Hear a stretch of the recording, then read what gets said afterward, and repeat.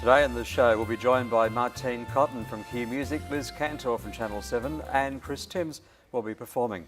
Hello and welcome to Connected. I'm your host Ashley Jones and here's what's going on around Brisbane. Tony Award-winning actress Idina Menzel performs a one-night-only show with the Queensland Symphony Orchestra at the QPAC Concert Hall June 29.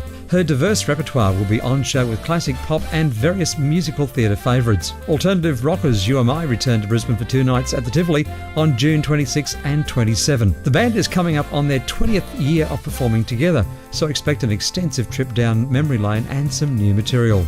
For the younger crowd, American rapper ASAP Rocky aka Rakim Mayers will be hitting up the arena in Fortitude Valley on June 26. His album Love Live ASAP went to #1 in the US and is sure to be one of the hottest parties in town this week. Well, for the kids, Disney on Ice returns to the Brisbane Entertainment Centre, this time with a Princess and Heroes theme from June 27 to June 30. See favourites such as Cinderella, Snow White, Rapunzel, Ariel and more that will see everyone discover a whole new world. Aussie hard rockers The Baby Animals have reformed and released a brand new album. It's called This Is Not The End. New fans and old can catch them in Brisbane for one night, the Hi-Fi on June 29. And the annual Red Nose Day is held on the last Friday of June to help raise money for SIDS and Kids Australia. Sellers will be out and about during the week, so make sure you donate and put on a red nose this Friday.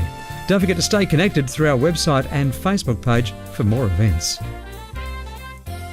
Our first guest is local musician who formed his own band named the Chris Tim Experience. Today he'll be performing a song for us, but first he joins me here on the couch for a quick chat. It's great to have you along on the show, Chris. Oh, thanks Ashley, great to be here. And so how did the band come together? The band came together a couple of years ago after I finished my debut solo album, The Journey Home. And I thought, I really want to get out and, play this music in a live setting with a group of, awesome musicians. So I quickly started putting together the group for that. And, we basically played a lot of dates around Brisbane, Gold Coast, Sunny Coast, just along the coastline there. And, the shows have all been fantastic. We've been having a great time and so it's been awesome. And the album gone well for you? Yeah, it's been great. It's been fantastic. A lot of great feedback from it. A lot of copies sold and, that's what it's all about really. So who or what groups inspire your music? Oh, gee, that's a pretty tough question. I guess I'm a music fan. Foremost. I guess I can sort of go back to a lot of, the guitar heroes from the 60s, 70s and 80s, like going all the way back to Jimi Hendrix would definitely be an inspiration. And then I was sort of inspired more by Eddie Van Halen and Joe Satriani and Steve Vai, all of those type of guys too. But, I can be just as inspired listening to Billy Joel. Even though there's maybe not much guitar in it, I can still be inspired by that. So I just draw from lots of different influences from everywhere. And I guess it's important too to keep your music fresh and not to necessarily be stuck into one genre. Yeah, absolutely, absolutely. I think there's a lot of diversity in my music and a lot of range, and that's what I'm always trying to go for. So what are you playing for us later? A song called The Touch of God. Okay. It's an instrumental track that was on the album The Journey Home. It's a great track. I love playing it. Okay, we look forward to hearing that a little bit later on. Thanks, Chris. Thanks, Ashley. Chris Timms joining us, and we look forward to that a little bit later on in the program. For more information on Chris's band, you can go to the website christimms.com.au. Coming up next, we have Martine Cotton from Q Music. Stay connected.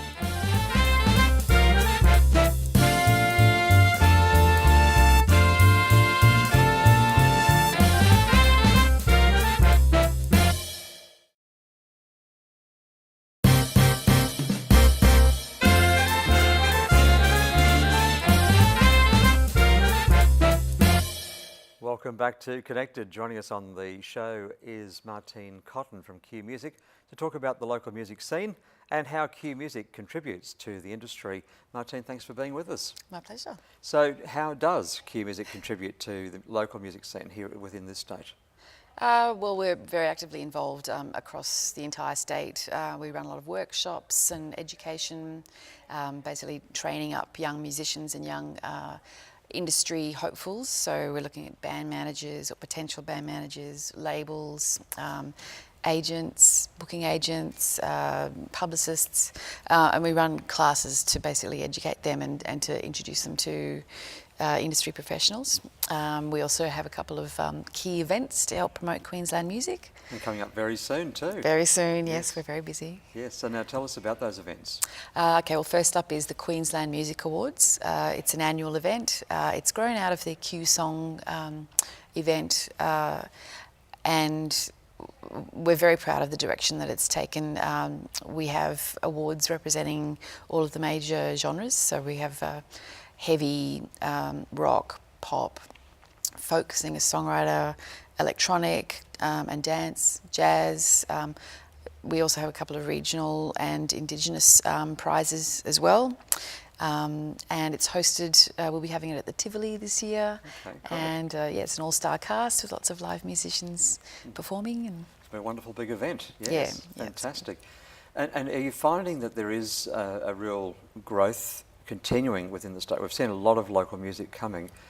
Is that the trend you're seeing, that there is a lot more of it? Yeah, I actually think it's again a really exciting time. Queensland's had a really strong music scene for 30 or 40 years, but I think at the moment we're particularly blessed with some really great talent, and working with a lot of emerging artists too. I'm really excited by what's coming through the ranks, the young kids, and it's incredible to see 17-year-old kids writing fully structured, beautiful songs and then delivering them perfectly. You know, they can sing, they can perform, play their music, their instrument perfectly.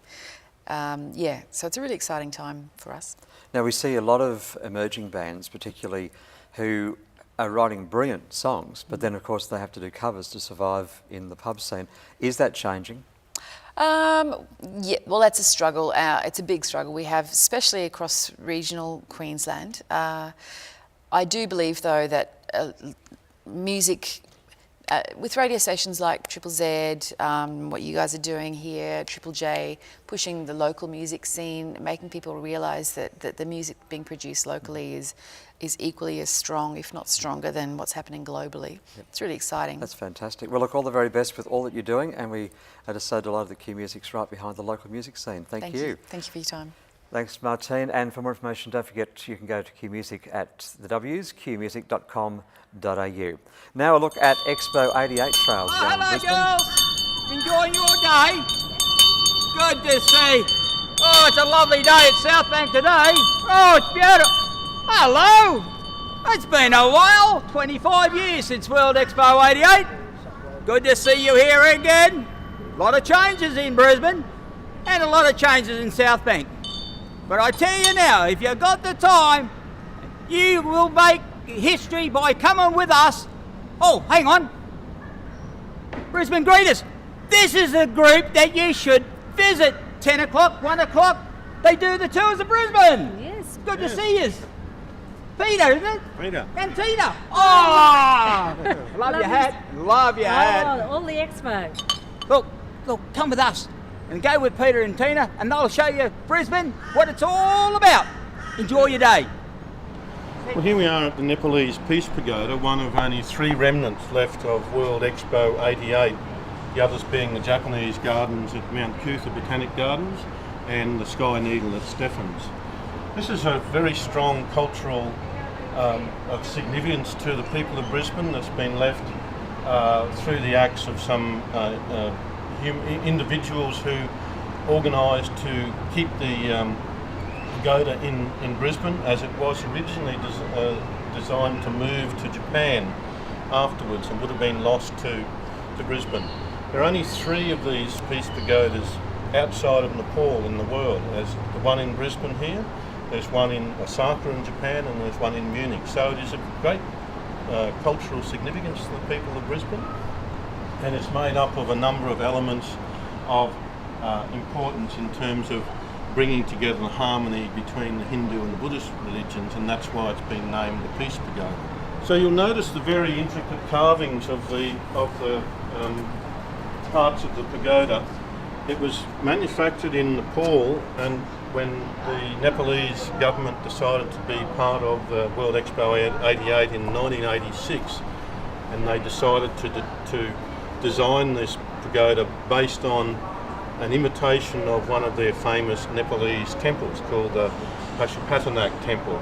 So it was called the Nepalese Peace Pagoda because it was a symmetry of both the Hindu and Buddhist religions, which are both reasonably prominent in Nepal. And you'll see in the building elements of both those religions. For example, the stupa here is a Buddhist part of their worship in the temples in Nepal.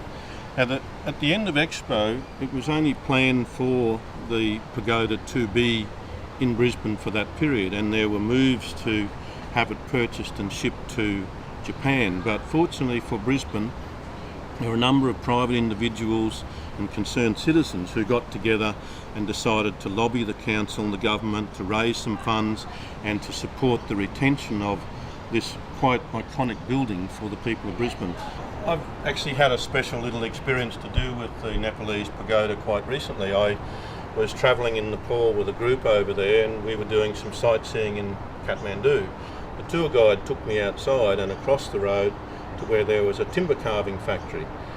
And as I was leaving, in the showroom, I noticed on one wall there was a dusty, dirty, faded old photograph of a pavilion, and underneath it had Brisbane World Expo 88. In conversation with the people there, it happens that the son and daughter of the original owner now run the wood carving business, and their father was the person whose company did the carving and construction and preparation of the pagoda before it came to Australia. People then said, well, what do you know about the date that's shown on the wall there, 2045, why would that be? And initially I didn't have any idea until I realised that while we were there, they were celebrating their new year for 2070. And after inquiring, I realised that their calendar is a lunar calendar, quite separate from ours, which is approximately 57 years ahead of ours. And so it turns out if you take 57 years off 2045, you get 1988. So in fact, that's the carving of the year that it was in Nepal when it was when the pagoda came out here for Expo 88. What we're looking at now is what we affectionately know in Brisbane as Stefan's Sky Needle. But during Expo it was known as the Night Companion. Why? Because it was capable of emitting a laser beam that could be seen up to 60 kilometres away. After Expo closed, the idea was to ship this icon over to Disneyland in Tokyo. The people of Brisbane were quite upset by that, and they pleaded for someone. There must be somebody out there that could purchase it on behalf of the city. And thankfully Stefan, a very high-profile, active Brisbane hairdresser, stepped in and purchased it. So it now stands forever over at his hairdressing headquarters in South Brisbane. So when you look at the night sky and you see the beautiful light show that it now puts on, think of Expo, but also thank Stefan for his contribution.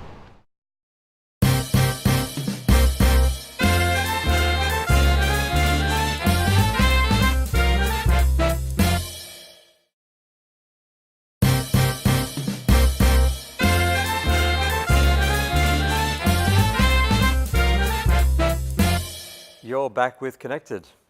And with me is the beach reporter on Channel 7 and a presenter on Creek to Coast and the Great South East and a die-hard surfer. She is, of course, the lovely Liz Cantor. Welcome to the program. Thank you. Thanks for having me. Now, quite a lineup of things that you've done. Let's just go back there a little bit. Surfing, how did you get into that? I'm a water baby at heart. Actually, I started surfing for a week off school. Yes. I was a bodyboarder because I went to school in Brisbane at St Peter's Lutheran College, and my brother surfed and my dad was a really keen surfer, and my brother was getting a week off school to go to a surfing competition. So that weekend I went to the beach and taught myself to surf so I could get the week off school too. Yeah. And from the second I stood up, just didn't look back, and 5 years later I was surfing for Billabong and travelling the world. So it was not planned, obviously. No. My main passion when I was younger was always the entertainment industry. I was really interested in acting and even behind the scenes work, and I did a little bit of stuff for Channel V and that kind of lifestyle television presenting, and then fell into surfing. And so it was actually quite a difficult decision at the end of the day whether to stick with the competitive surfing or go back to university and do communications. Sure. So, and a tough gig there. Yeah, I know, tough. Yes. So in terms then of going around the world, what was the sort of the highest level you attained?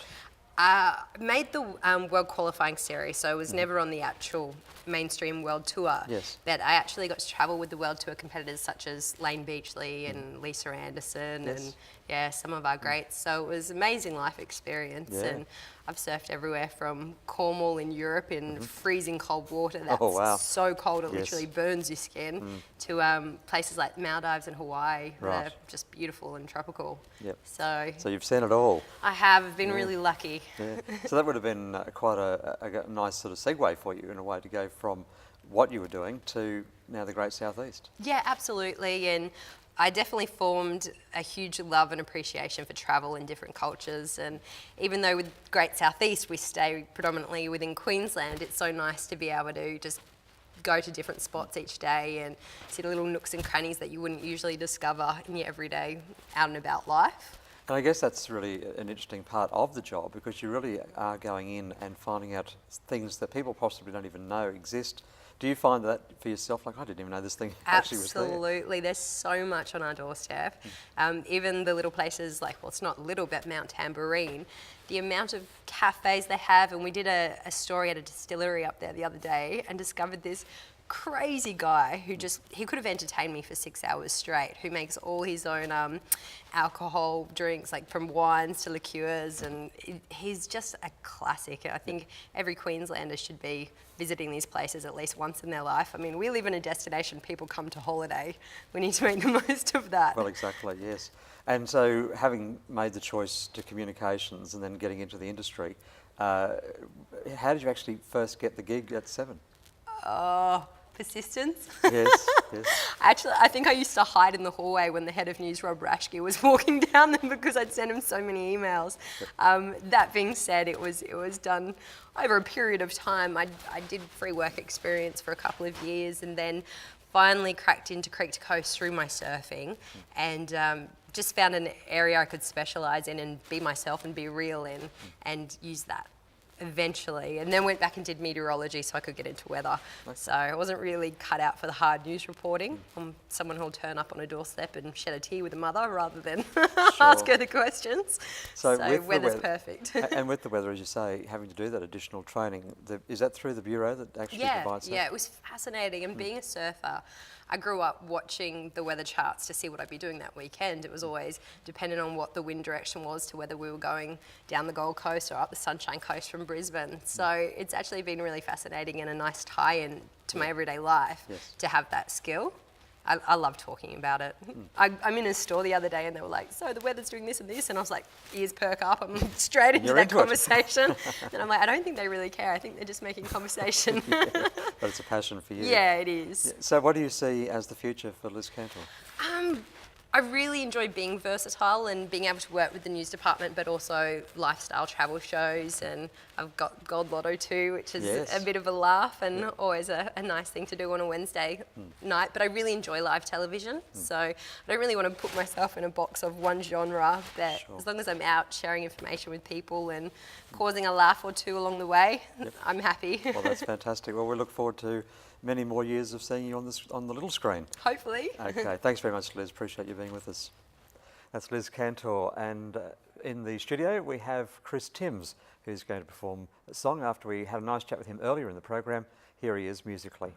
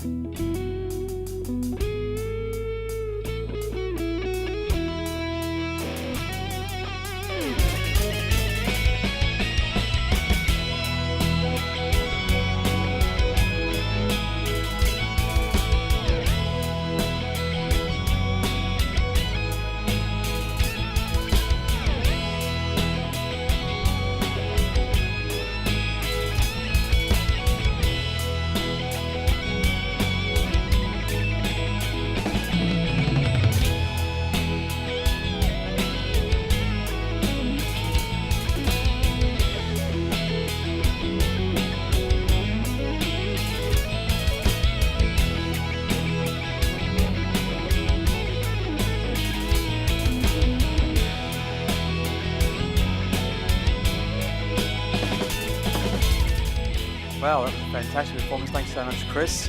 Chris Timms joining us on the program. Well, that is all the time we have on the program.